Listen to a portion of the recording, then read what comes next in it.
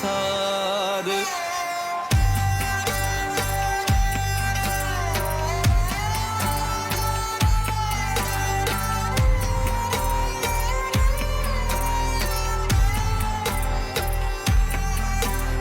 माता पुत्र सब जग जाने, जानकी मात कमाके अमाई माता। महाकाली का पुत्र कहावे, महाकाली का पुत्र कहावे। सतगुर ताकी पूज कराई।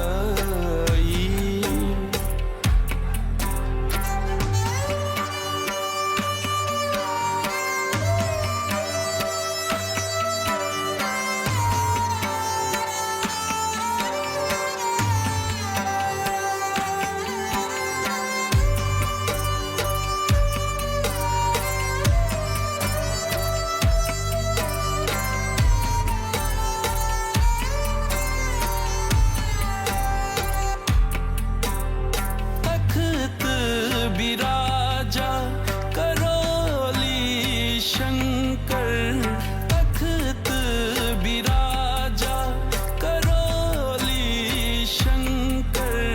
सतगुर पूरे किन्नी ठकुराई, आई सनातन की अब बारी।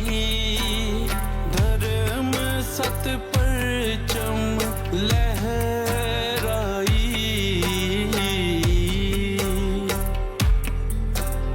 धानी गारे गारे सा, धानी गारे गारे सा, धानी गारे गारे सा, धानी गारे गारे सा।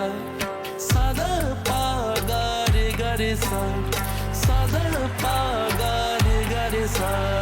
धानी गारे गारे सा, धानी गारे गारे सा। तंत्र विधि कर कुंडल जागी, तंत्र विधि कर कुंडल जागी। सहस्त्र कमल कर सूरत पठाई, ज्ञान ध्यान अरसे।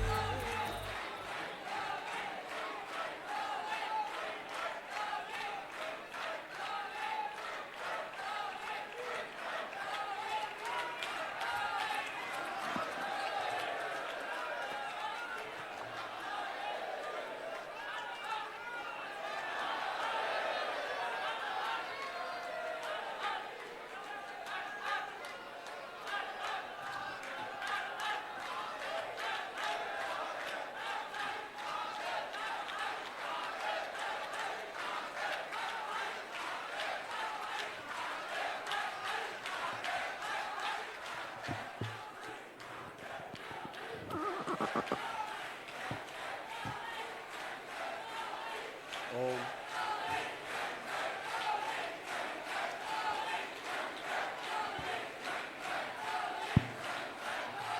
ओम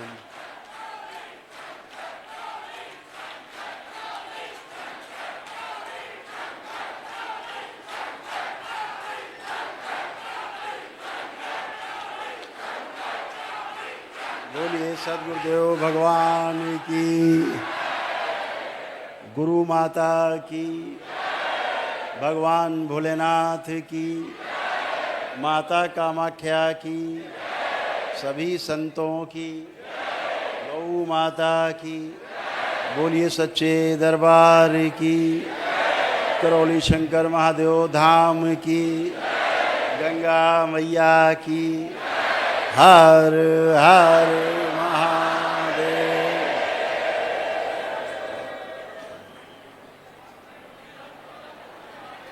आप सभी को परम पूजनी बाबा जी के जन्म दिवस पर बहुत बहुत शुभकामनाएं।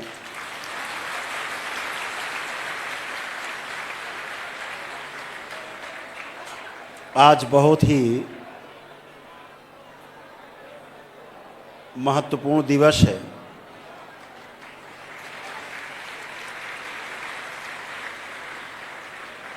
कुछ विशेष घोषणाएं हैं और इस देश के साथ साथ पूरे विश्व को मजबूत बनाने के लिए और एक माला में पिरोने के लिए दरबार कृत संकल्प है।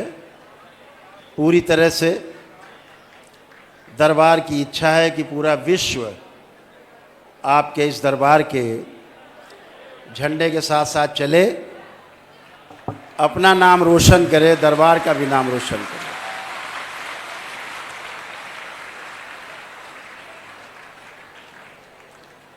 यह मनुष्य शरीर आदमी इसीलिए लेके पैदा होता है कि हम 84 लाख योनियों के बंधन से, जन्म मरण के बंधन से पार हो जाएं और जहाँ से यात्रा शुरू की थी गोल गोल करके वहाँ पहुँच जाएं। यह अभिलाषा प्रत्येक मानव शरीर की, उसके अंदर रहने वाले जीवन की रहती है। जन्म लेने के पश्चात अपने अपने कर्म भोग के अनुसार, अपने अपने पितरों के रहने के कारण, नाना प्रकार की स्मृतियों के कारण ये संभव नहीं हो पाता। और जब ये संभव नहीं होता तो मानव जीवन पूरा का पूरा बेकार चला जाता है, कुछ बचता नहीं। तो जैसे जन्म लिया था, फिर मृत्यु, और फिर जन्म और मृत्यु, किस योनि में जन्म होगा पता नहीं, लाखों वर्षों का फेर है। मोक्ष के लिए हर व्यक्ति इस मनुष्य शरीर का प्रथम चरण में इस्तेमाल करना चाहता है। मोक्ष के लिए प्रथम चरण है कि 84 लाख योनियों के जन्म मरण के बंधन से पहले मुक्ति पाई जाए। ये मोक्ष का पहला चरण है। मोक्ष का दूसरा चरण है तमाम रहस्यों से भरा हुआ, चमत्कारों से भरा हुआ,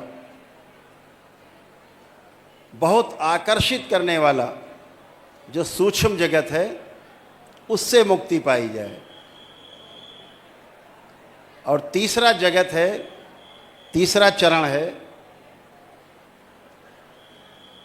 कि जहाँ से माया प्रस्फुटित होती है, जहाँ से बनने बिगड़ने का खेल शुरू होता है,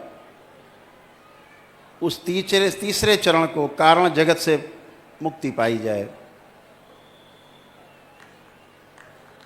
और महाकारण जगत में पहुंचा जाए।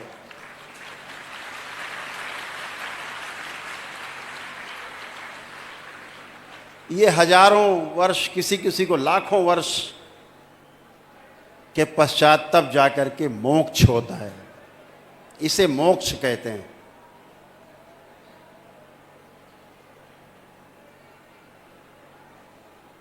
इस मोक्ष की पहली सीढ़ी ये मनुष्य शरीर है।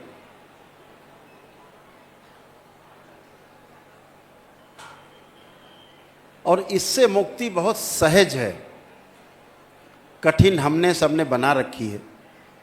कठिनाई है नहीं, कठिनाई दिखती है। आप सब दरबार से जुड़े हुए हो, बाबा माँ से जुड़े हो, भोलेनाथ और माँ कामाख्या से, माताओं से जुड़े हो। आप सबको बहुत अनुभव है, बहुत अनुभव आप लोगों को है कि ये सब नकली है। जो दिखता है वो है नहीं, और जो वास्तव में है वो दिखाई पड़ता नहीं। इसे भ्रम कहते हैं। इस दरबार ने संकल्प किया हुआ है कि इस मानव जाति को इसी भ्रम से मुक्ति दिलानी है।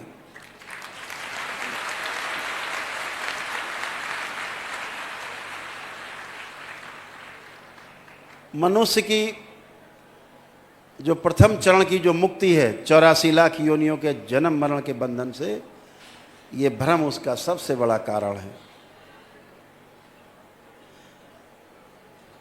दूसरे चरण में जागृति जो है, उसकी जागृति क्रम, वो उसका कारण है।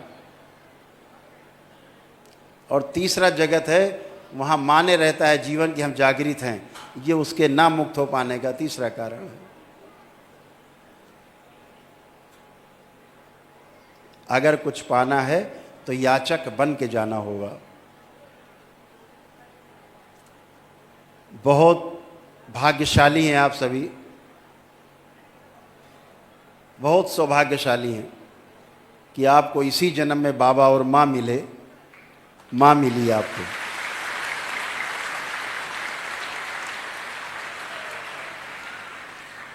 बाबा आप सबके पथ प्रदर्शक हैं, मार्गदर्शक हैं, और माँ आपके उस मार्ग में आने वाले एक एक कंकड़ को, कांटे को हटा करके आपके लिए रास्ता सुगम करती है, संरक्षण देती है। बिना माँ के मुक्ति नहीं। जिन्होंने मान रखा हो कि हम शिव की उपासना करके मुक्ति पा जाएंगे, दिन में सपने देखने जैसा, दिन में तारे देखने जैसा। आदि गुरु शंकराचार्य जी भी यही माने हुए थे। जिस दिन उनको एक ज्ञान हुआ बिना माया के मुक्ति नहीं, माया को समझे बिना मुक्ति नहीं, उसी दिन वो आगे बढ़ पाए, नहीं तो रुक गए थे। 4 चरण हैं जीवन के। एक स्वयं को समझना, स्वयं में समाधानित होना, स्वयं में समाधान प्रस्तुत होना। स्वयं में जब समाधान हो जाता है तो व्यक्ति परिवार की तरफ मुड़ता है और परिवार में समृद्धि ला पाता है। और जब ऐसे परिवार में समृद्धि आ जाती है और ऐसे तमाम परिवार बन जाते हैं समृद्धि वाले, तो समाज बनता है, उसे समाज कहते हैं। फिर समाज में अभय आता है, क्योंकि सबके पास समृद्धि है। जब सबके पास समृद्धि होगी तो अभय अपने आप आएगा। तो समाज में समृद्धि ही अभय का कारण बनती है। और जब समाज में अभय आता है तब हम शोषण नहीं करते, तब हम प्रत्येक चीज़ को बचाते हैं, उसका शोषण नहीं करते। शोषण हम तब करते हैं जब हमें कमी लगती है अपने अंदर कि ये चीज़ कमी है, तब शोषण करते हैं। जब लगता है मेरे पास ज़्यादा है, हम दूसरों का पोषण करते हैं।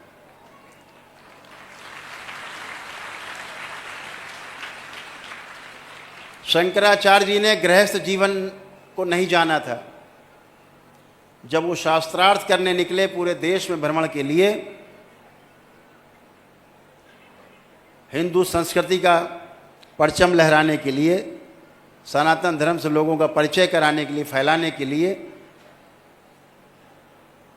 तो उनका सामना एक महाविद्वान ब्राह्मण से, मंडन मिश्र से हुआ। मंडन मिश्र से जब शास्त्रार्थ हुआ, वो हार गए।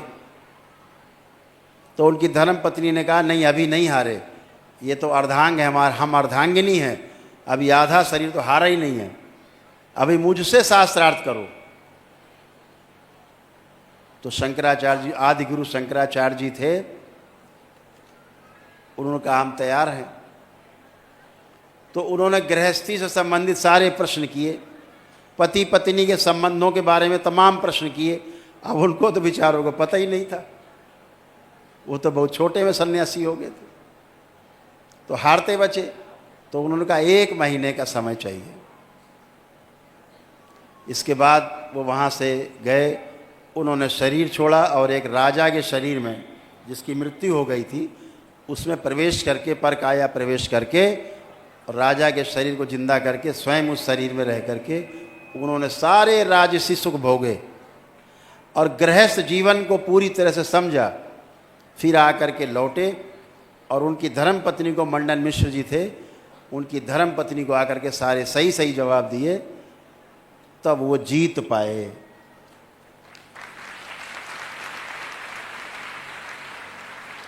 इसका क्या निकलता है संदेश?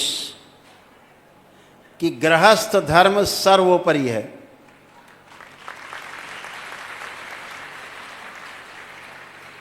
गृहस्थ धर्म सर्वोपरि है। गृहस्थ धर्म से बढ़ करके कोई धर्म नहीं है।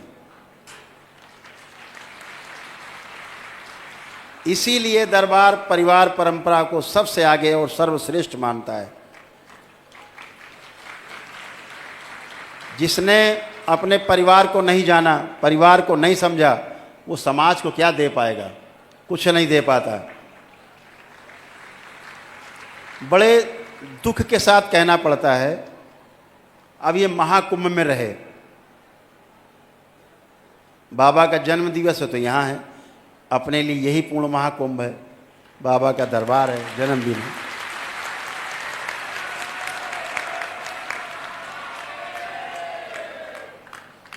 मैंने वो चीज़ देखी जिसका वर्णन करना बहुत जरूरी है, आपको समझना बहुत जरूरी है।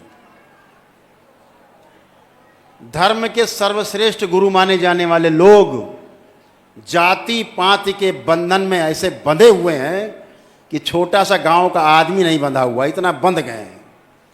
उनके मुक्ति में सबसे बड़ी बाधा है। और इस मन से मैं कहना चाहूंगा, कभी मुक्ति नहीं होगी, ध्यान रखो।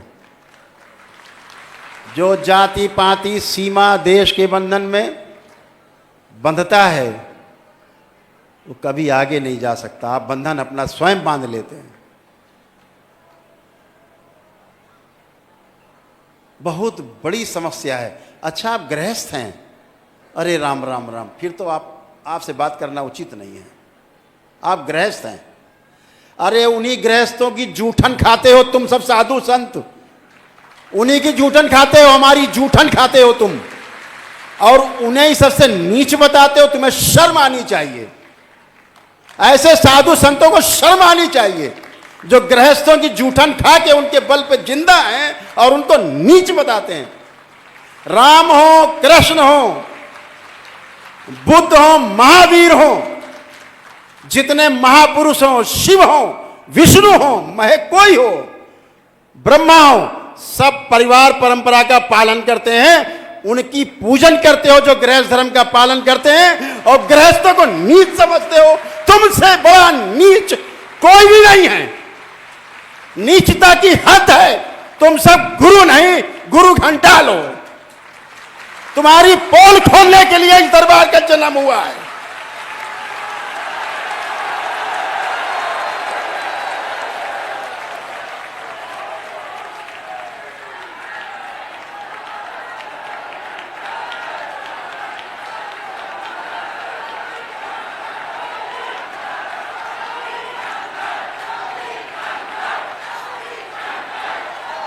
ऐसे नीच धर्मात्मा अपने आप को धर्मात्मा कहते हैं।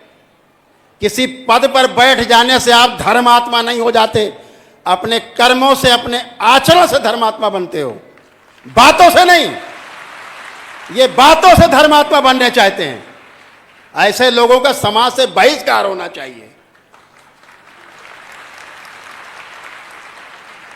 बहुत गहरा दुख होता है सुन करके जब ये कहते हैं अरे वो तो गृहस्थ है।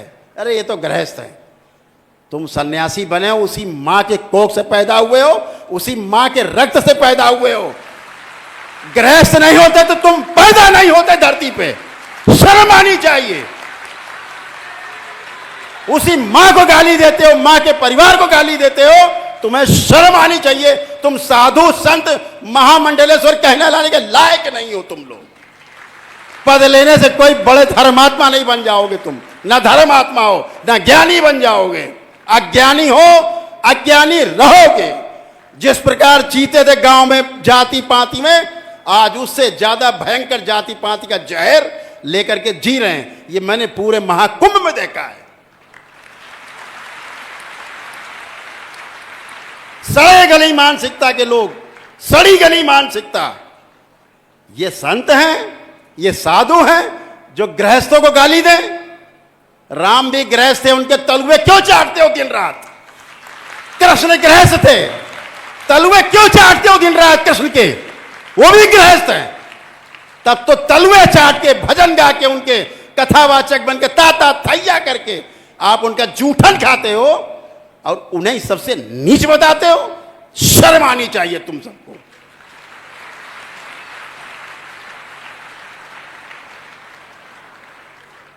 ध्यान रखो, हिंदू समाज अब प्रमाण चाहता है। बातों से बात नहीं बनेगी। प्रमाण देना होगा। अगर तुम धर्मात्मा हो तो तुम्हारे आचरण से प्रमाण मिलना चाहिए। अगर तुम मानव को मानव नहीं समझते, जाति पाति में गोरे काले में बांटते हो, छोटे बड़े अमीर गरीब में बांटते हो, सन्यासी और गृह से बांटते हो, तो तुमसे बड़ा कोई नीच और अज्ञानी कोई हो नहीं सकता। दरबार ये घोषणा करता है कि तुम अज्ञानी हो, और तुम्हारी सबकी पोल खोलने के लिए इस दरबार का जन्म हुआ, ध्यान रखो।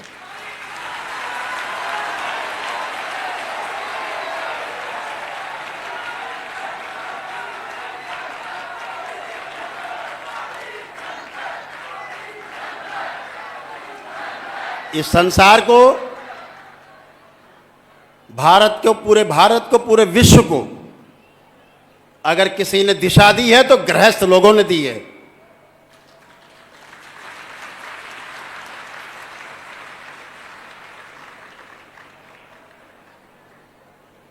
और शंकराचार्य जी, जो आदि गुरु शंकराचार्य थे, उनको भी गृहस्थ बनना पड़ा था, नहीं पूरे नहीं होते। आप आदिगुरु शंकराचार्य की परंपरा को चैलेंज करते हो।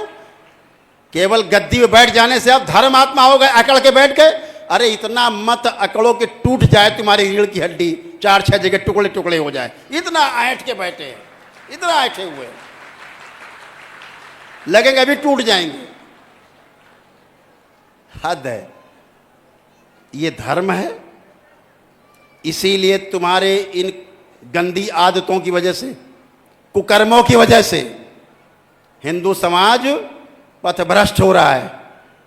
दूसरी जा करके दूसरे समुदायों की तरफ, दूसरे मजहब की तरफ आकर्षित हो रहा है, तुम्हारी इन्हीं गंदी गंदी हरकतों के कारण।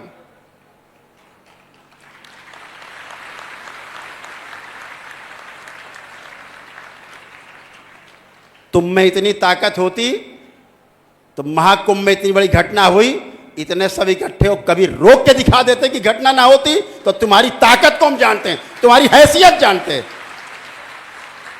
शर्म आनी चाहिए। तुम्हारी नाक के नीचे लोग कुचल के मर गए। धर्मात्मा कहते हो अपने आप को, बड़ा ज्ञानी और बड़े सिद्ध मानते हो अपने आप को। कुछ भी नहीं हो, सब टोटल नकली, सब नकली।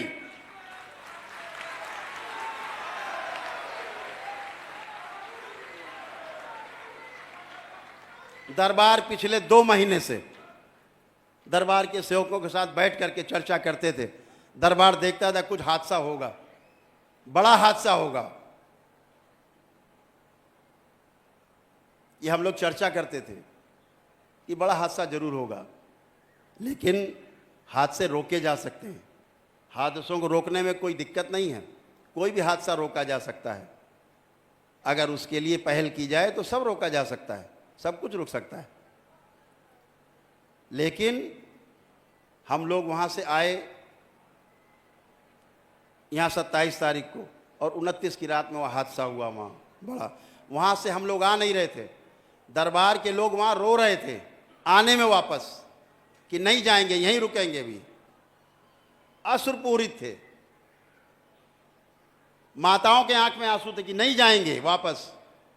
हमने कहा नहीं, चलना है, क्योंकि बाबा का जन्मोत्सव है, और मना करके वापस आए। नहीं पता था इतनी बड़ी घटना हो जाएगी, नहीं तो माँ को हम लेके नहीं आते, वहीं रुकते।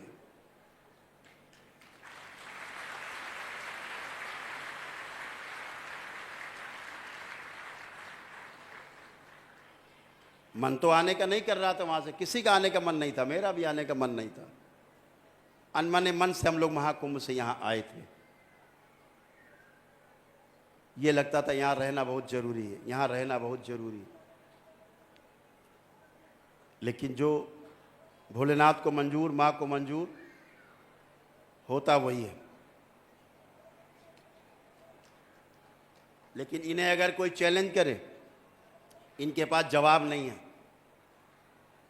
लोग हज करने जाते हैं, कभी आप एक कैजुअलिटी नहीं सुनते होंगे। बहुत भारी भीड़ रहती है, सारा मैनेजमेंट है। अपनी भी जिम्मेदारी बनती है कि जो व्यवस्था बनाई गई उसका हम पालन करें। कुछ हजार लोग करोड़ों लोगों को नहीं संभाल सकते। आपको दिशा दे सकते हैं, रोक सकते हैं आगे जाने से, आगे जाने का मार्ग बता सकते हैं, लेकिन जब उसका हम उल्लंघन करते हैं तो उसका परिणाम भी भोगना पड़ता है। कहना यही चाहते हैं आप सबसे, आप गृहस्थ होकर के अपने आप को नीचा नहीं समझना है, इन सन्यासियों से अपने आप को ऊपर समझना है। आप इनसे ऊपर हो।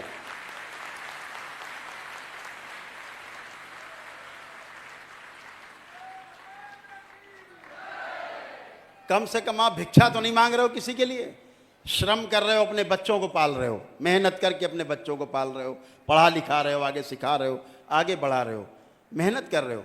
अपना पेट काट के, अपना शौक ना पूरा हो वो काट के बच्चों को आगे पढ़ा लिखा रहे हैं, आगे बढ़ा रहे हैं। आप सब सर्वश्रेष्ठ हो, सबसे महान हो, सब गृहस्थ। इनकी तरह गृहस्थों से भिक्षा मांग के खा रहे हैं और गृहस्थों को ही गाली दे रहे हैं। इनके जैसे लोग तो आप बहुत अच्छे हो, बहुत आगे हो। और मुझे गर्व है, बहुत गर्व है कि गृहस्थ लोग सन्यास की दीक्षा भी लेंगे घर बैठे। जैसे ही 15वां लेवल क्रॉस होगा तंत्र का, जो भी चाहेगा सन्यास की दीक्षा लेगा और घर रहते हुए लेगा।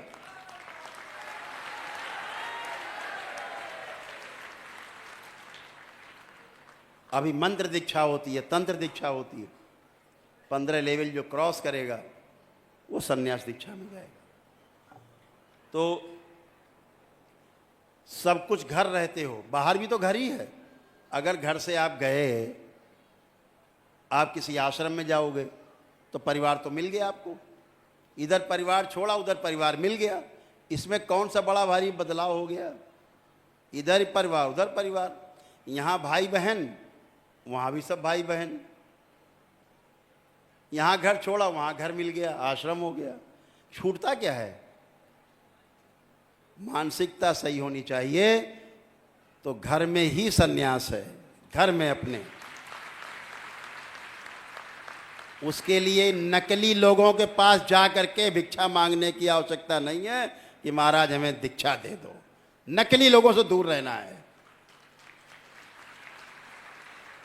ये नकली लोग समाज को भ्रमित कर रहे हैं। पद की लड़ाई में, केवल पद की लड़ाइयां लड़ी जा रही हैं।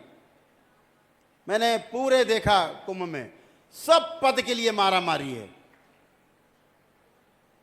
किसी की मारा मारी ये नहीं कि श्रेष्ठता में आगे कौन जाएगा, टेलीविजन में कौन ज्यादा आएगा, इसकी मारा मारी है। कुछ भी बोलना है, उल्टा सीधा सड़ा गला कुछ भी बोलना है, वह चेहरा आ जाए। ऐसे ऐसे नकली लोग बन के घूम रहे हैं, पद चाहिए।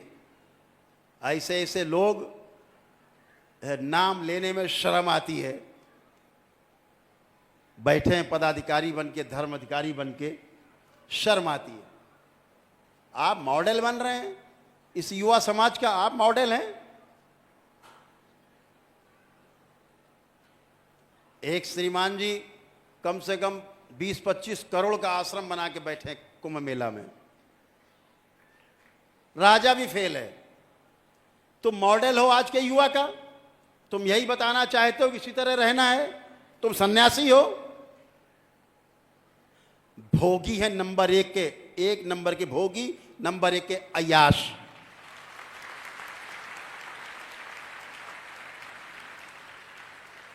अपने जीवन काल में परिवार में खाने के लाले थे, देखा तो पागल हो गए, सोना चांदी लाद के घूम रहे हैं, सोने चांदी के महल बनाने में लगे हैं।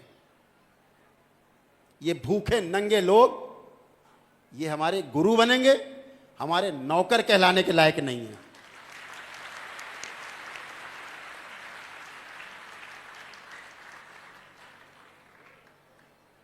हमारे ऋषि मुनियों ने अपने अपने परिवारों के साथ, हमारे जितने ऋषि मुनि रहे सब गृहस्थ थे, सारे गृहस्थ। जिन्होंने इतने बड़े बड़े ग्रंथ लिखे हैं, जिन्हें पढ़ के बड़े भारी मठाधीश बनते हैं, ये सब, वो सारे के सारे सब गृहस्थ थे, सब गृहस्थ थे। और एक बात और बता दें, इसमें से 95% लोग ब्राह्मण नहीं थे। जितने ऋषि मुनि हुए 95% से ज्यादा लोग ब्राह्मण थे नहीं, ब्राह्मण अपने आचरण से ब्राह्मण हुए। वो पैदाइशी ब्राह्मण नहीं थे।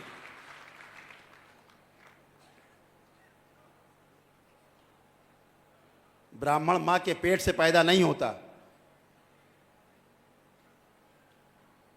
पंडित मां के पेट से पैदा नहीं होता, क्षत्रिय मां के पेट से पैदा नहीं होता, शूद्र या वैश्य अपने मां के पेट से पैदा नहीं होता बन के।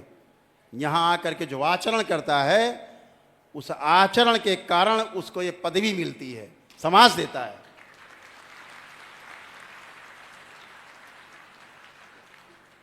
इस समाज ने कभी जाति पात का भेद नहीं किया, योग्यता को सम्मान दिया हमेशा। योग्यता रही है तो इस समाज ने झुक करके सम्मान दिया है, चाहे ब्राह्मण क्यों ना रहे, उन्होंने सम्मान दिया है। इस समाज ने, हिंदू समाज ने कभी कमी नहीं रखी, अपने को जाति पात के बंधन में नहीं बांधा, सब तोड़ा है इसने। लेकिन जब ये बैठ जाते हैं गेरुआ पहन के तो इनकी बुद्धि घूम जाती है, फिर ये जाति पात बनाते हैं बंधन।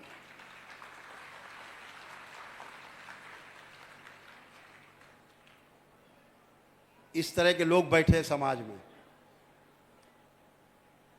तो बहुत पीड़ा होती है कि ये लोग हम लोगों का, ये धर्म गुरु हम लोगों के हैं। अरे तुम शर्म गुरु हो, तुम धर्म गुरु नहीं, शर्म करो तुम अपने ऊपर।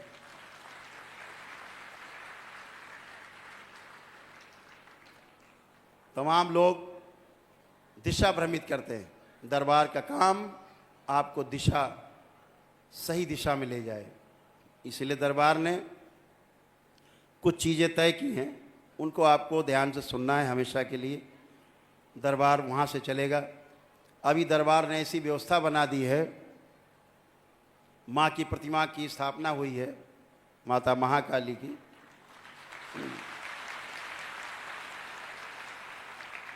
ये पुत्र भी उन्हीं के साथ है।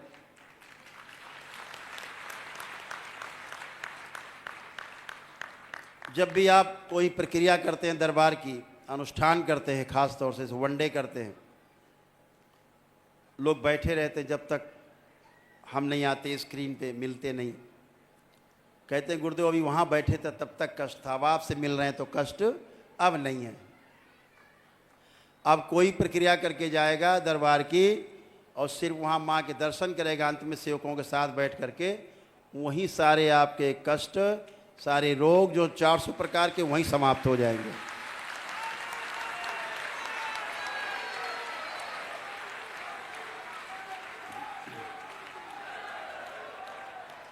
इस शरीर से मिलने की आवश्यकता नहीं है, माँ ने वो व्यवस्था बना दी है, अपने पुत्र के साथ बैठी है वहाँ। आप गए, आप वहीं हल्के हो जाएंगे। जैसे हमसे मिलके स्वस्थ आप फील करते थे, ऐसे वहाँ पहुँच के आप स्वस्थ होंगे। तो हमसे मिलने की आपकी बाध्यता समाप्त हो गई कि गुरुजी से मिलना ही जरूर है। ये दरबार ने एक व्यवस्था बनाई है, जहाँ आप सामने गए, आँख बंद करके अपनी बात बोली, गया, नष्ट। सब लोग प्रयोग करना, सारे प्रयोग करना बारी बारी, सब चला जाएगा, बचेगा ही नहीं। ऐसी व्यवस्था बनी हुई है। दूसरा, जो एक दिवसीय अनुष्ठान की प्रक्रिया थी वनडे की, जैसे चल रही थी वैसे ही चलती रहेगी।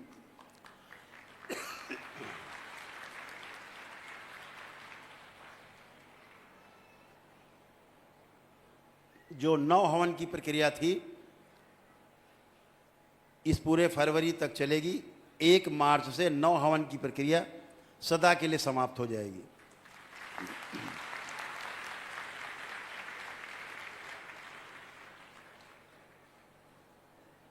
और जो HOD खोल रखे थे दरबार ने, जो 9 हवन की प्रक्रिया से जाते थे एक दिवसीय अनुष्ठान में, तो उनको पूरी छूट मिल जाती थी, करीब 60-61 हज़ार रुपए की।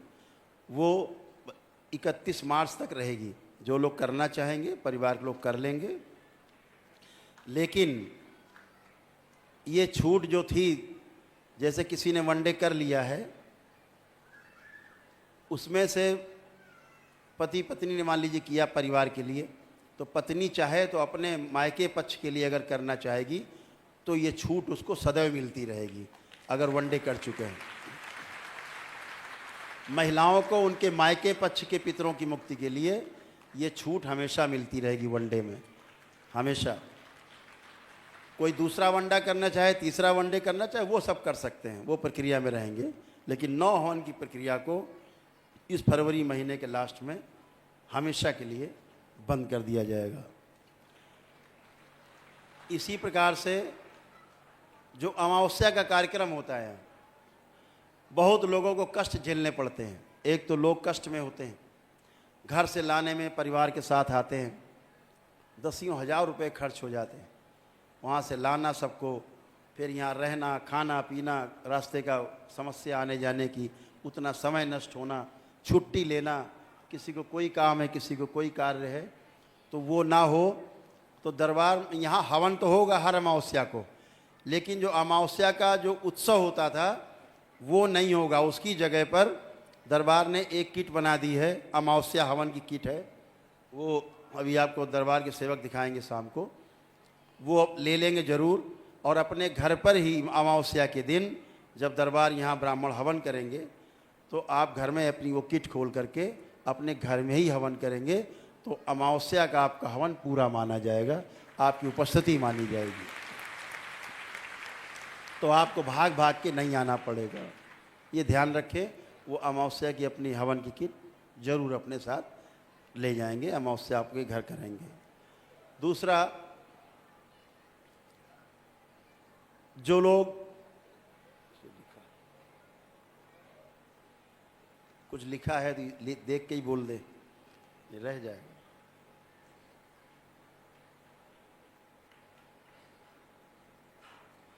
और दरबार में प्रतिदिन शाम को प्रार्थना सभा और भजन संध्या प्रतिदिन हुआ करेगी दरबार में, और वो लाइव हुआ करेगी, उसे आप लोग घर पर भी कर सकते हैं।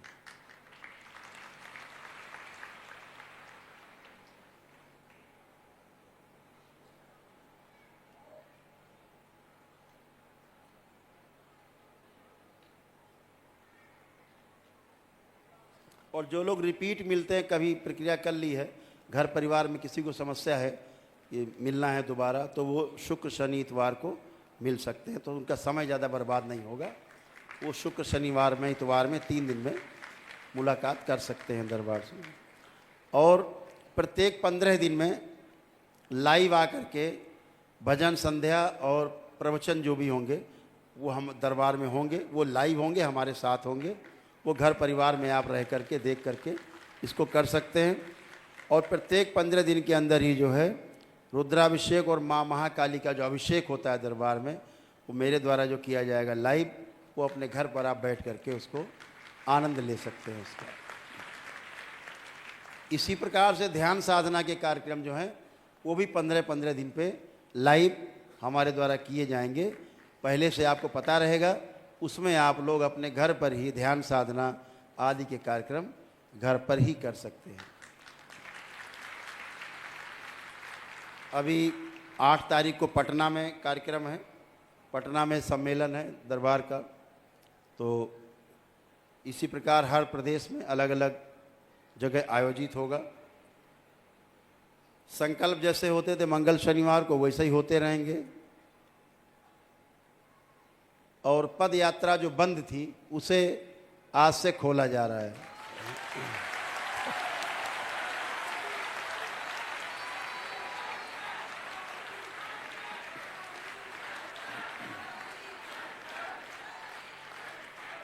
उसके लिए कुछ छोटे छोटे नियम है, दरबार के सेवक आपको बाद में उसको ब्रीफ करेंगे आपको।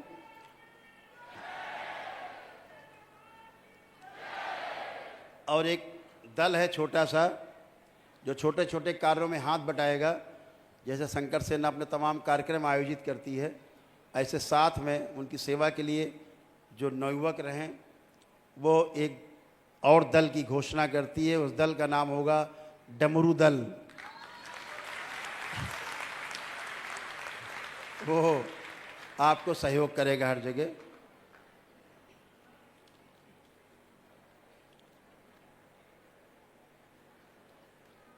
बाकी जो तमाम घोषणाएं पहले भी की जा चुकी हैं दरबार के द्वारा, एक कुछ मुख्य चीज़ है जो आपसे कहनी है कि कुछ लोगों को दरबार निशुल्क चिकित्सा करेगा, निशुल्क प्रक्रिया कराएगा। उनमें कुछ लोग हैं, ध्यान से सुन लें कैसे होगा। जो कैंसर के रोगी हैं, जो भी लोग कैंसर के रोगी हैं, दरबार उनके लिए वनडे चिकित्सा निशुल्क कराएगा बिल्कुल।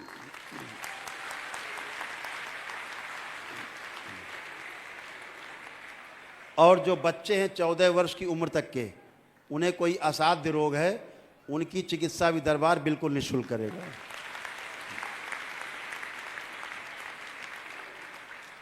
और वो लोग जो गरीबी रेखा से नीचे हैं, बीपीएल कार्ड धारक हैं, उनके पास बीपीएल का कार्ड होना चाहिए, उनकी चिकित्सा भी दरबार बिल्कुल निःशुल्क करेगा। उनकी सारी प्रक्रिया वनडे कराएगा, सबको वनडे चिकित्सा होगी उन लोगों की। वो महीने में 2 बार होगी, तिथि मालूम रहेगी आगे से, उसमें शामिल हो सकेंगे। रजिस्ट्रेशन होगा, क्या रोग है, समस्या क्या है, पूरी फाइल आपकी चाहिए होगी। देख करके उसकी पूरी डिजिटल तरीके से आपको उसमें शामिल किया जाएगा और आपके साथ कम्युनिकेशन रखा जाएगा, तालमेल रखा जाएगा, बातचीत होती रहेगी ताकि आपको फॉलो अप करते रहें। तो उसमें नियम हैं कुछ, उनको करके आपको करना है। वो सिंपल तरीके से उन्हें कर सकेंगे। तो हो गया कैंसर के रोगी, जो बच्चे हैं 14 वर्ष तक के, वो कोई रोग है असाध्य, या बीपीएल कार्ड धारक हैं जो बहुत गरीब हैं, नहीं कर सकते कोई प्रक्रिया, पदयात्रा भी नहीं कर सकते, असहाय हैं, उन सब की वैदिक प्रक्रिया दरबार एकदम निःशुल्क कराएगा। वनडे की प्रक्रिया निःशुल्क कराएगा उसमें।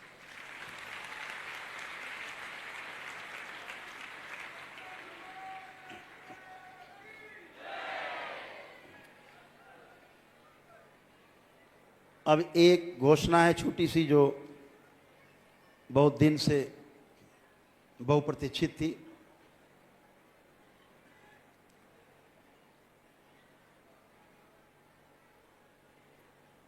एक घोषणा थी कि दरबार केवल इतने के लिए नहीं बना है कि रोग हटाए जाएं और कष्ट हटाए जाएं। ये तो शरीर के तमाम रहते ही हैं, आते जाते हैं। दरबार की एक बहुप्रतीक्षित घोषणा थी कि दरबार का उदय किस लिए हुआ, दरबार का जन्म किस लिए हुआ। तो एक लाइन में बता दें, इस दरबार का जन्म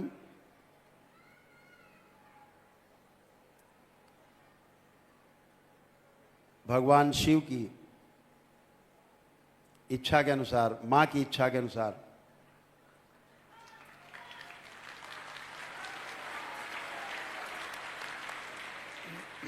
जो बाबा माँ के द्वारा किया गया,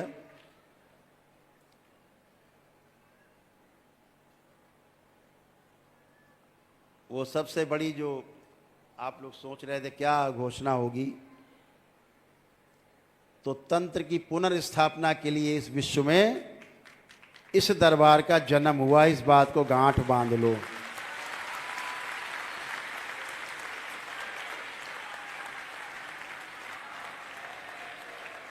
एकमात्र लक्ष्य है तंत्र की पुनर्स्थापना, तंत्र की शक्ति से लोगों को परिचित कराना। और ये आवश्यक नहीं कि उसके लिए आप संन्यास ही ले लें, पहाड़ पे चले जाएं, जंगल में, गृहस्थ रह के भी करना है। आप उस सब प्रक्रिया में धीरे धीरे आगे बढ़ रहे हो, सब आगे जा रहे हो धीरे धीरे। इस पूरे संसार में तंत्र को पुनर्स्थापित करना है, प्रतिष्ठित करना है। इसकी प्रतिष्ठा खो गई, इसकी छवि धूमिल की गई। तंत्र को गलत शब्दों में लोगों ने परिभाषित किया है। टोना टोटके को, जादू टोना को, झाड़ फूक को लोगों ने तंत्र का नाम दिया, जबकि तंत्र का शब्द का अर्थ ही हम आपको कई बार बता चुके हैं कि तंत्र शब्द का अर्थ ही है व्यवस्था। व्यवस्था को बनाए कैसे रखा जाए, व्यवस्था बनी कैसे रहे, ये तंत्र के द्वारा ही संभव है, दूसरी कोई विधि नहीं है। और ये पलट करके युगों से वो व्यवस्था बनने जा रही है कि तंत्र के मार्ग से मुक्ति का मार्ग खुलेगा, आपका मोक्ष का द्वार खुलेगा इसी तंत्र से। जो आप एक एक चरण आगे बढ़ रहे हो। 300 लोगों को चयन पिछली बार 10वें लेवल के लिए हुआ था। अभी 11 फरवरी को उनसे मिलना है। 12 तारीख को पूर्णिमा है, 13 को तंत्र दीक्षा वाले हो जाएंगे। तो इस बार कार्यक्रम 11, 12, 13 चलेगा। तो इसके लिए दरबार ने कुछ एक कार्यक्रम बनाए हैं। उसके लिए दरबार ने तय किया है कि जो साधक हैं, जिनको ध्यान साधना की प्यास है, तड़पन है अंदर, ईश्वर से मिलने की इच्छा बहुत प्रबल है, क्योंकि ईश्वर का अंश है, तो बहुत प्रबल इच्छा है अपने महास्रोत में वापस लौट जाने की, 84 लाख योनियों के जन्म मरण के बंधन से मुक्त होने की। तो दरबार ने एक कार्यक्रम बनाया है कि जो भी लोग साधना में सीधे आना चाहते हैं, अभी क्या करना पड़ता था कि बगैर वनडे किए, बगैर नौ हवन किए, बगैर पितृ मुक्ति कराए आप दीक्षा नहीं ले सकते थे। तो इसी तंत्र की पुनर्स्थापना के लिए दरबार ने कार्यक्रम बनाया है कि कोई भी व्यक्ति एक साधारण सी किट लेकर के, सिद्ध हवन की एक तंत्र दीक्षा की किट एक बन रही है, छोटी सी किट है जो आपको 2-4-5 हज़ार मिल जाएगी। केवल उससे शुद्धि करके तंत्र दीक्षा ले सकते हैं, मंत्र दीक्षा ले सकते हैं।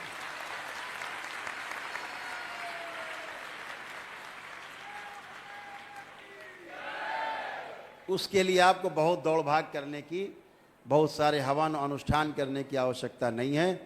आप अपने साधना के बल पर, अपने तप और तपस्या के बल पर, अपने द्वारा की जा रहे ध्यान साधना के बल पे आप आगे बढ़ सकते हैं। उसके लिए छोटे से नियम बनाए गए हैं, कुछ छोटे छोटे नियम। दरबार के सेवक उसको बाद में आपको बोलेंगे।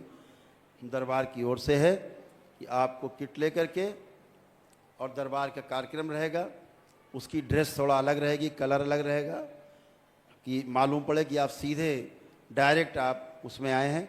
और ये सारे कार्यक्रम दीक्षा के जो साधकों के लिए हैं वो मिश्री मठ के द्वारा संचालित किए जाएंगे।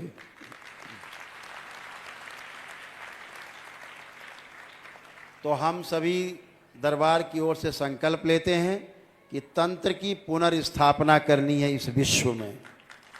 तंत्र का परचम लहराना है पूरे विश्व में। जिन लोगों ने ढोंग और ढकोसले फैला रखने हैं, दरबार के एक एक तंत्र साधक में इतनी शक्ति होगी कि 100 खड़े होंगे सामने तुम्हारे सन्यासी बने हुए गेरुआ पहने फर्जी लोग, आप एक के सामने टिक नहीं पाएगा कभी, फेल हो जाएंगे गृहस्थ के आगे। जो गृहस्थ है वो ताकतवर होगा। इनको दिखाना है कि जो गृहस्थ धर्म का पालन कर रहा है वो बहुत आगे है, तुमसे बहुत आगे है। तुम भाग के गए हो गृहस्थी से, लेकिन तुम्हें सन्यास धर्म का पता नहीं है। जैसे यहां लड़ते झगड़ते थे पद के लिए, पैसे के लिए, प्रतिष्ठा के लिए, इससे ज्यादा लड़ाई झगड़ा वहां कर रहे हो जाकर के। ये तुम हमारे रोल मॉडल नहीं हो। तो गृहस्थ धर्म सबसे सर्वोच्च, इस बात को हमेशा ध्यान रखना। ये दरबार का मूल मंत्र है। जो गृहस्थ धर्म जिसने नहीं अपनाया वो पार नहीं पा पाया, कभी पार नहीं जा पाएगा। ध्यान रखो। दरबार से जुड़ करके जो सन्यासी आएंगे, जिन्होंने गृहस्थ में पालन नहीं किया है गृहस्थ धर्म, दरबार के पास उसकी प्रक्रिया है, जिसको दरबार की जो गृहस्थ धर्म की जो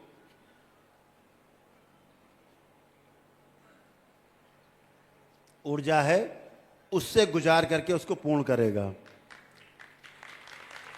ताकि उसमें रुकावट ना आए। तो सभी लोगों का स्वागत है, किसी भी धर्म के हों, किसी भी जाति के हों, किसी भी देश के हों, किसी भी मत के हों, किसी भी संप्रदाय के हों, किसी भी साधु संत के अखाड़े के हों, सभी का स्वागत है साधना में। इस तंत्र की साधना में सबका स्वागत है। और ये दरबार आपको पता है, ये प्रमाणों वाला दरबार है, बातों वाला दरबार नहीं है।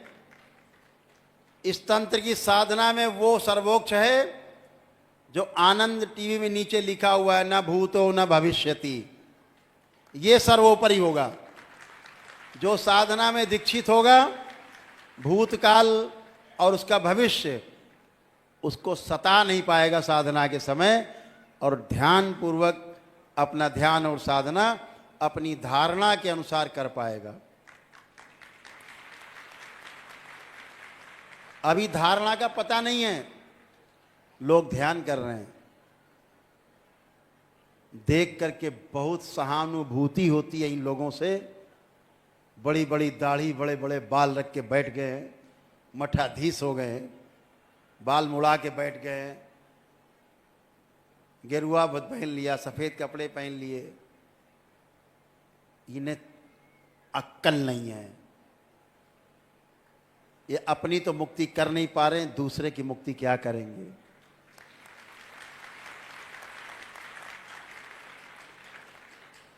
धारणा का पता नहीं है, ध्यान कराए जा रहे हैं। बिना धारणा के ध्यान होता है? धारणा क्या, उसका पता ही नहीं है। पतंजलि ने कहा ना, चित्त वृत्ति निरोध। ऊपर से चलो उल्टे हो जाओगे, धारणा है नहीं।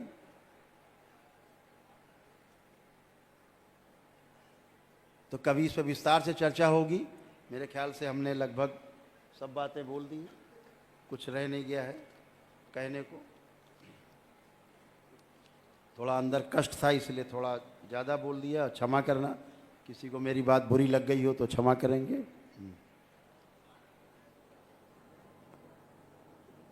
हाँ, वो आप लोग घोषणा करें।